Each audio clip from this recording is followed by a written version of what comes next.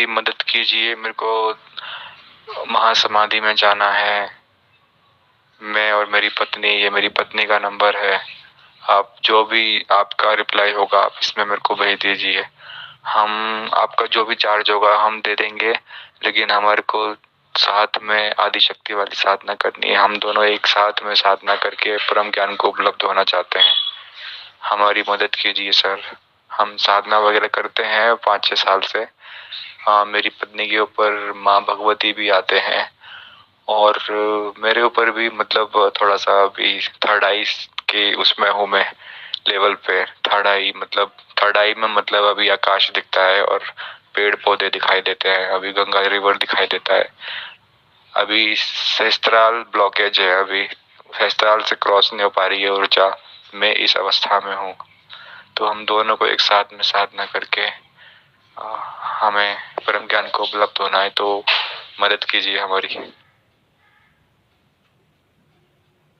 प्रणाम आपको और प्रणाम आप सभी को। देखो, मेरी बात को समझने की कोशिश करो।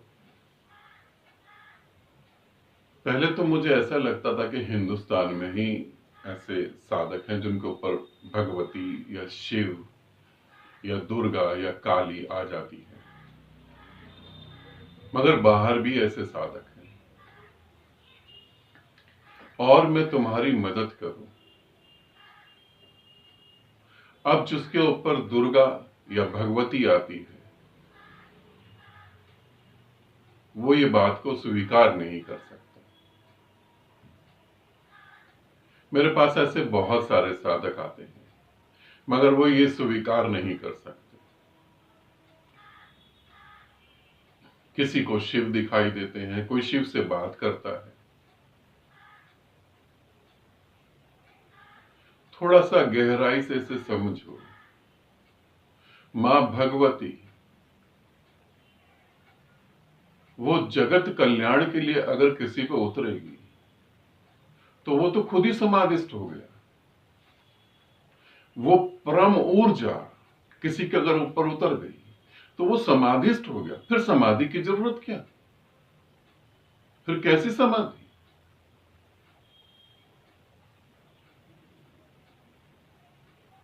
और फिर तुम्हारी थर्ड आई पे भी तुम्हें रिवर वगैरह भी दिख रही है, बहुत चीजें दिख रही है। ये तो आंख बंद करके कल्पनाओं से भी दिख सकता है। फिर क्राउन चक्रा ब्लॉक है, जिसके थर्ड आई पे अच्छे से काम होता है, क्राउन चक्रा उसका ओपन होता है। मगर मैं तुम्हारी मदद करूं कहां से?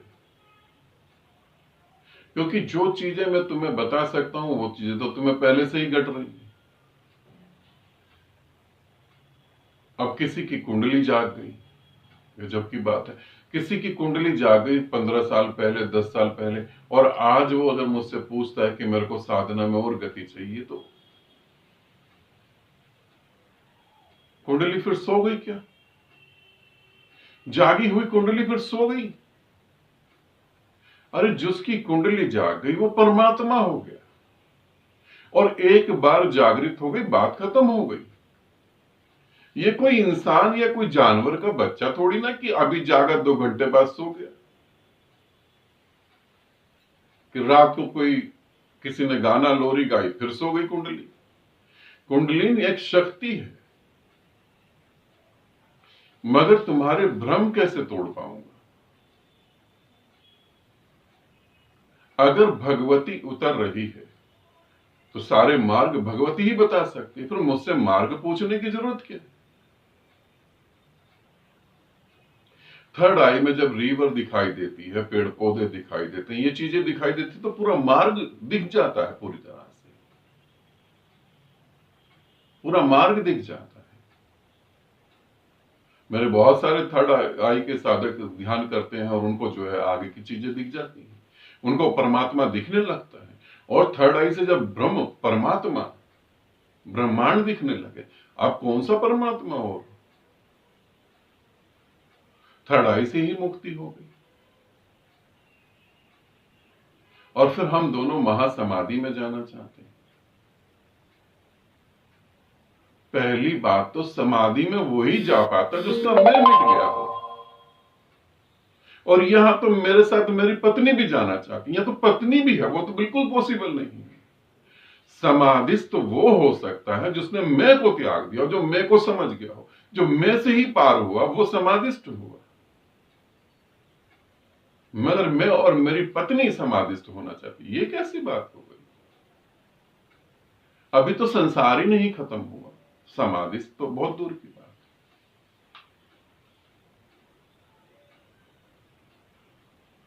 और मैं तुम्हें यह भी कहना चाहूंगा मेरे प्यारे दोस्त, तुम्हारा ऑडियो मैंने इसलिए चलाया कि बहुत सारे साधक इस टाइप के भी हैं।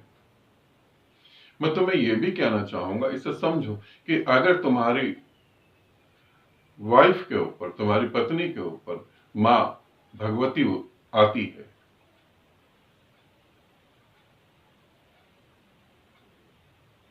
तो तुम किसी गलत गुरु से उत्तर पूछ रहे हो। फिर तुम किसी गलत गुरु के पास तुमने ऑडियो भेज दिया।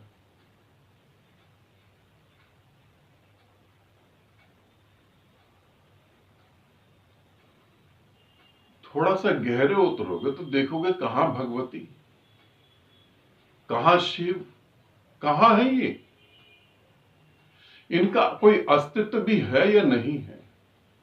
क्या ये तुम्हारे मन से ही जुड़ी हुई चीजें हैं? थोड़ा सा गहरे उतरोगे तो देखोगे कि तुम्हें पता लगेगा तुम्हारे मन से ही जुड़ी हुई है। लोग कहते हैं हम शिव की पूजा करते हैं, हमें शिव दिखाई देते हैं। शिव यदि तुम्हें दिख जाए तो तुम्हें वो मोक्ष के मार्ग पे आगे बढ़ाएगा। शिव तुम्हें दिख जाए तो तुम नई गाड़ी खरीदोगे, ऐसा नहीं। शिव को गाड़ी से क्या मतलब?